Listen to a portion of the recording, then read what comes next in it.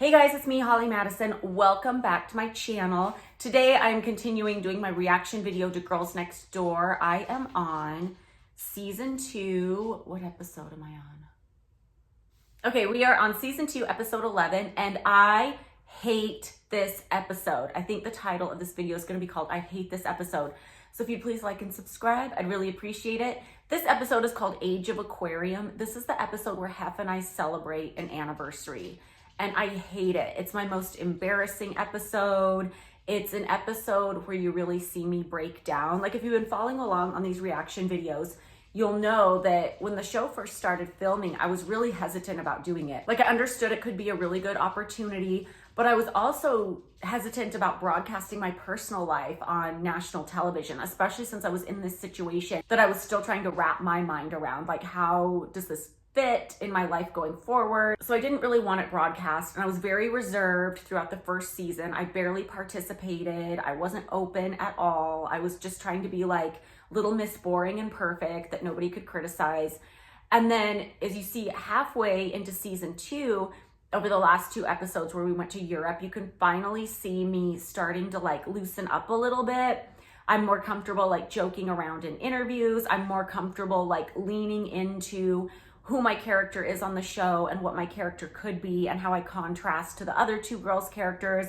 I call it leaning into the crazy. Like when you're on reality TV, you could be completely authentic, but that probably wouldn't make very good TV. So I think what a lot of people do on reality TV, they lean into the part of their personality that they know is a little bit different. I call that leaning into the crazy. Just exaggerating that a little bit. And I finally got to a place where I was comfortable leaning into like being a know-it-all or teasing Hef about like getting married and family and things like that. And then this episode kind of brings it back around to like the reality, and it was kind of a moment of me being vulnerable where I didn't want to be vulnerable or wasn't open to it. And it was just my breaking point. Like I was able to hold it together for a season and a half on the show and not show anybody my feelings and just act like everything was okay. And this episode was finally the breaking point, and we'll get into why. Okay, I don't like this scene for a couple reasons. One, because it's us going to the circus, which was fun to see and everything, but obviously like circuses aren't known for their treatment of animals, so I'm not super excited about this scene now. And I don't remember who suggested it or why we were going, but we went. And I also hate this interview because I have wet hair and I look like a mess. It starts out with us waking up early in the morning. I'm signing headshots. I don't know what we're doing. Oh, I think we're doing Loveline. I love the show Loveline. It was like a radio advice show hosted by Dr. Drew and Stryker at the time. Stryker's super cool. He's super nice. Dr. Drew's really cool, really nice. And I remember in this one, I joke about Dr. Drew being hot because he has gray hair. He's a silver fox. And I thought that would be funny since I was with Hef. I remember this was the first and only day I tried a pumpkin spice latte, and I thought it was really gross. I wish I was a pumpkin spice girl because I love the whole fall basic thing. Like I'm a total fall basic, but I don't think they taste good. And I loved it because Stryker had a shirt made that said boy next door. I thought that was cute. They ask us if size matters, and it's funny because we all give a very different answer.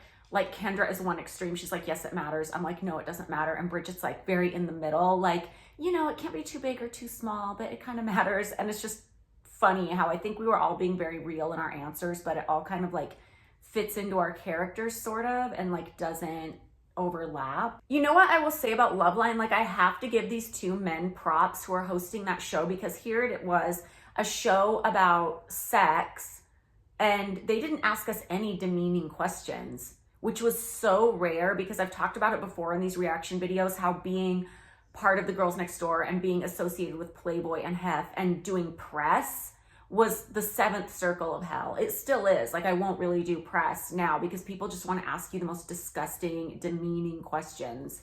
Well, I take that back. They did ask us, was there ever a time when you guys were all in the room together?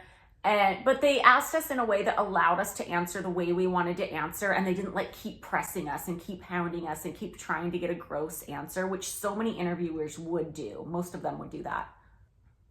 This episode, we're circling back around to like episode 1, where we're just talking about the dynamics of the relationship, and it's like really uncomfortable for me because I wasn't comfortable talking about it the first time on the show. So it's like, having to do it again is just a drag. Oh my God, this is the episode where we meet Coco, the spider monkey. I love her so much. And everybody keeps asking me what happened to Coco. I don't know. They don't keep me updated. Nobody keeps me updated. I know that the man who bought the mansion got the zoo and all the animals that came along with it. But I don't know if Coco's still alive. I don't even know off the top of my head how long spider monkeys live. I hope she is, but I don't know. This monkey is so cute and she was so precious and she wouldn't talk to just anybody. I really had to earn her trust. So it felt really special to have that bond with Coco. Like the animal department was very strict about not letting just anybody in the cage with Coco or interact with her. And I love her hair, how it's just kind of like brushed up on top of her head. Oh my gosh, I forgot that a monkey expert came to talk to me and it was Bridget's aunt. I totally forgot that. It also shows the squirrel monkeys at the mansion, which were smaller yellow monkeys, which were so cute. They would jump on your shoulder. Anybody could get in those cages because the monkeys weren't mean. And not that Coco was mean, but a larger monkey can cause damage potentially. So anybody could go in the squirrel monkey cages because they're about the size of squirrels and they would jump on you. They'd take grapes from you. They were so cute. Oh my God, Coco is so sweet. Oh my God, they do a fake Playboy magazine cover with Coco on the cover. Is so cute. That was one of the things I really liked about the show was anytime they would do like animated things. I am Curly Sue in this interview. I don't know if you can see, but I look like a 1930s movie star in a movie playing Heidi of the Alps. That's what my hairstyle looks like right now. So I'm picking out fish to put in the aquarium, and there's one called the pajama fish, and they do like this animated thing where they take the fish and they put like Hef's smoking jacket and hat over it. Okay, this area I'm in right now on the show was called the Aviary. It was this really pretty, like very natural, jungle looking flagstone structure that had like aquariums in it, and they kept a lot of the birds there, and that has been torn down. That got tore down, I think, while Hef was still alive. I'm not really sure. Maybe it happened after the new guy bought it, but I know that whole structure's been demolished, unfortunately. Like, I get it if you don't want to like keep buying birds and keep doing that, but it was still like a really cool area. It was very like tropical. So back before Girls Next Door started shooting, Kendra did a music video with Eminem, and I guess he like dumped a bunch of water on her out of the blue. I wasn't there. I don't really know. That's just what she said. But then she did a post about it or something, and then like media was picking up on it, which is covered here in the show right now. And she was like, oh, you know, I took it down because I felt bad because I don't want trouble. Why should she feel bad? Like, she's not the one who went and dumped water on somebody. Like, we're way too apologetic. Oh, this is the first introduction we're getting to Sprinkles Cupcakes on the show. Everybody asked me about that because we mentioned Sprinkles Cupcakes so many times. No, it wasn't sponsored. It was just, this was 2006. This was right when cupcakes were starting to be like a trend. Like, boutique cupcake shops were popping up all over the place. And Sprinkles was like the first big one. And they had really good cupcakes. They still do. I still love Sprinkles. And I'm curious to see the cupcakes now because I remember them back then being way bigger than they are now. So I'm curious to see if my memory is correct or if they've always been the same size. Okay, they look the same size as they are now, but for some reason, I remember them being huge. You know what it is? I think because a Sprinkles cupcake is slightly larger in circumference on the top than like a normal cupcake you'd make at home. Because like there are other cupcake shops that'll sell cupcakes and they're like the size of like the typical like cupcake you'll make at home with like a Pillsbury mix, and it'll have the swirl frosting. But the Sprinkles cupcake has like a larger like top. So that's probably why I thought that. And now I'm like used to the size of a Sprinkles cupcake. So I think it's normal, but yeah. But I think back then it seemed like, ooh, big cupcakes. My favorite Sprinkles flavor is vanilla, which sounds really bland and boring, but there's something about their vanilla that's just like a very creamy flavor. I love it.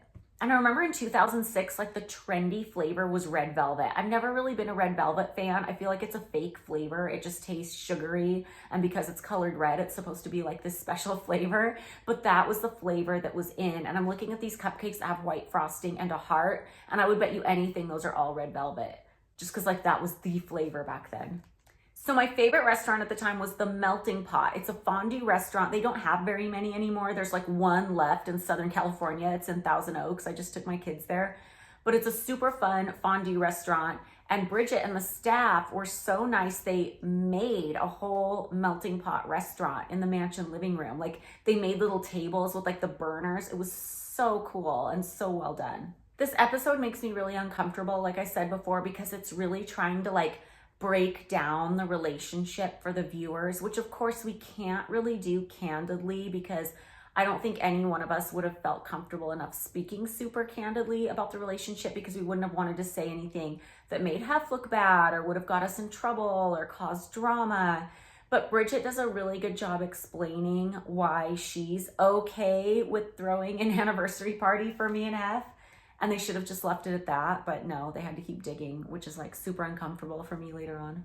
They're blowing up balloons and they're doing the thing where you swallow helium and it changes your voice. And it's so weird to me how it does that. Like I want to look up the science behind that. It's so weird. Like they ask Bridget, like, why are you celebrating this? And you can tell they're asking Kendra, like, oh, you're giving Holly and Hef a card. How does that feel? And they both do a really good job answering it.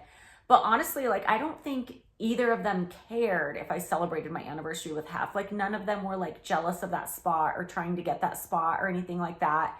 And they weren't hating on it. So, but I think the show would have loved to like try and get drama out of it. Like, oh, why did they get to celebrate their anniversary and you guys don't? But for me, I started the tradition of Hef and I celebrating our anniversary just because I was the equivalent of like a bored rich housewife at that point. Like I wasn't allowed to work. There were so many things I wasn't allowed to do. And I always wanted to try and make life as festive and fun up there as I possibly could.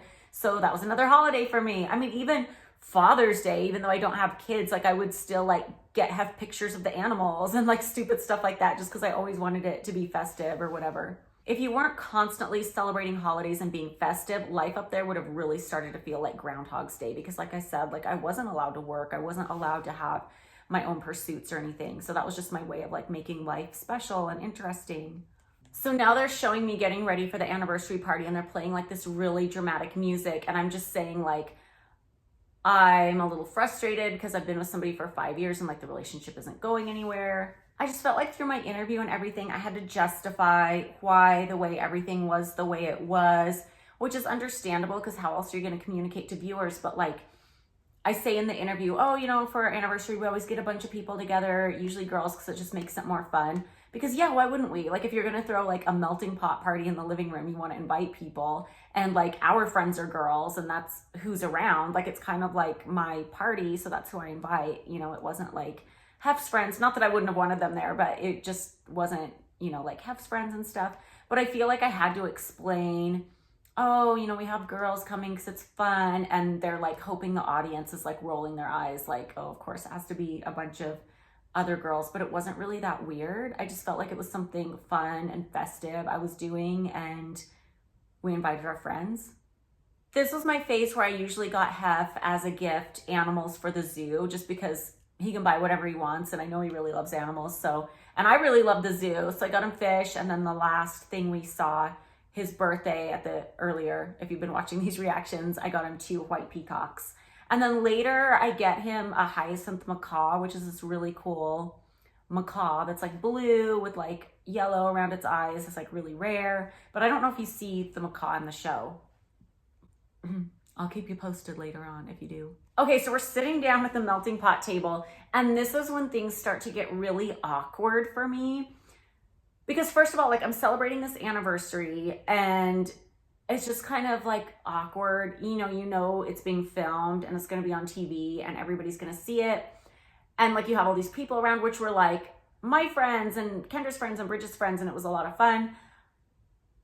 But I felt like during this whole thing, Hef started to make comments that would like make it all about the group and not about our relationship, which it's hard to explain because it's not like I'm trying to like not include anybody or be mean, because we were all there like to have fun together. But I don't know, I just felt like my birthday's like right before Christmas, and like you never got to see it on the show up to this point.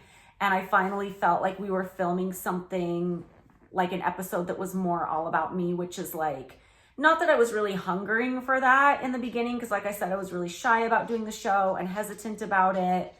But we had been doing 2 seasons where like Bridget gets a birthday episode and a hometown visit episode, and Kendra gets her hometown visit episode and 2 birthday episodes and all these things they're doing. So this was finally like an episode that was about me. And I know that like Bridget and Kendra at this particular episode, they don't care. Like they're happy to let me have it. Like they don't care. They don't want to be in like the main girlfriend position or whatever. Like there were times when like some people would get like more competitive for attention, but this wasn't really it. And I just felt like Hef started to do this turn where it was like, he kept making comments so the cameras would pick up that, oh, this is like about all the people he's dating. And I just felt like it was rude to me at the last minute, kind of.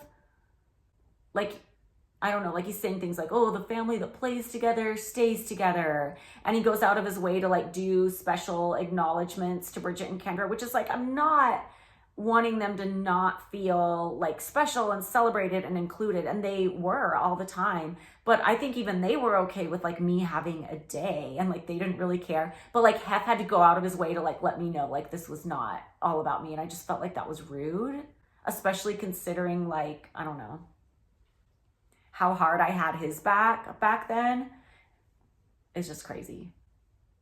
So this is like when I'm starting to feel like awkward, and I'm starting to feel stupid, because it's like this relationship with Hef was very like love bomby and a lot of like cards with all these sentimental words. And of course I would write them back and stuff. But then when you realize like the cameras are on you and everybody's going to be watching this, you realize how stupid the whole thing is and like how dumb I felt. And when he read my card aloud, I just started crying because I felt dumb.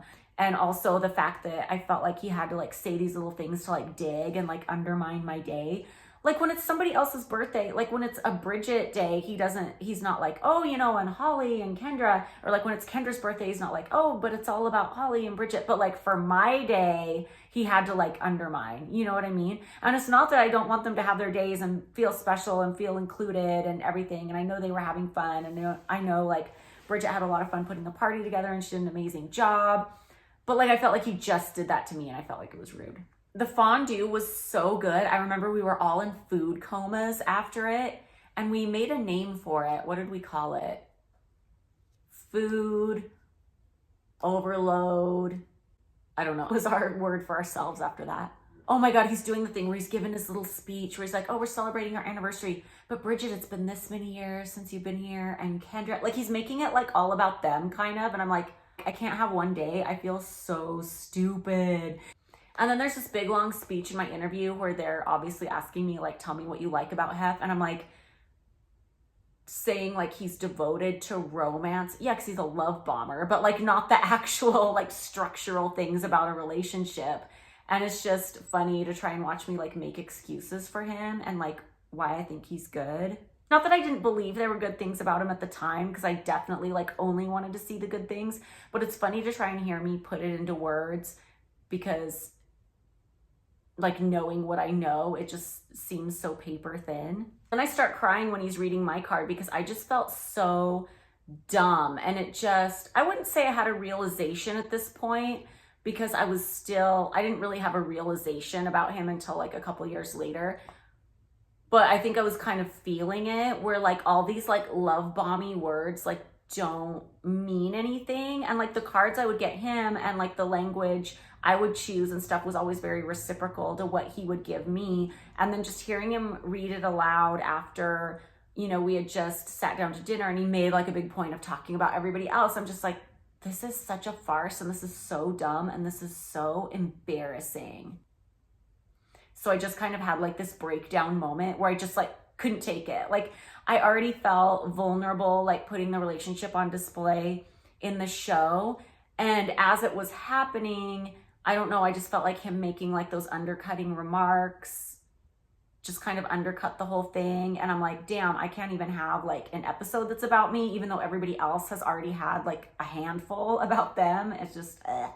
And I know that sounds crazy, like camera hog style, but I was never camera hog style for like the first season and a half. Like I was fine doing the least. I would have been fine if they just used me as a narrator. Like I wasn't trying to be attention hog. But when you're doing something for so long and it's a huge part of your life. Like, it's supposed to be about your whole life, and everybody else keeps getting episode after episode about them. You do kind of feel like, oh, cool, like this is like one that's about me, but I just felt like it was undercut kind of.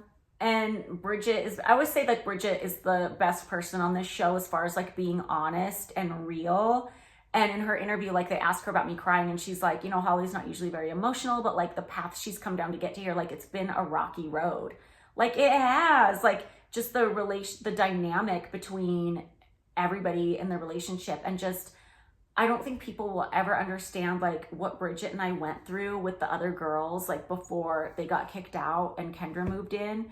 It was just such a nightmare for like 2.5 years. It was like the worst hazing you could possibly think of. And Kendra is so lucky she didn't have to deal with that. And that's why I hate when she like judges my story or tries to say I'm a liar or tries to like publicly slam me. It's like, you did not go through what I went through. And I'm talking about our relationship, and I'm like, the best part about it is everything keeps getting better. And the weird thing was, it kind of did, because the beginning was so bad. It's like I had this first couple months after I moved in that was very like the novelty of like the lifestyle and not having to worry about paying my rent and like the love bombing. But then right after that, like after I started to feel like entrenched in the system, things got really, really bad for a long time. And then when the TV show came along, things started improving. And so what I'm saying, like the best part about it is things keep getting better. It wasn't like the relationship was perfect, but it really had been getting better. It was like this, like you're here and then you go here and then you go here. But like things were still bad. Like I eventually like left, but it was like I start out here and then it went here and then it went here. So like it's truthful that like things were getting better. The situation was getting better.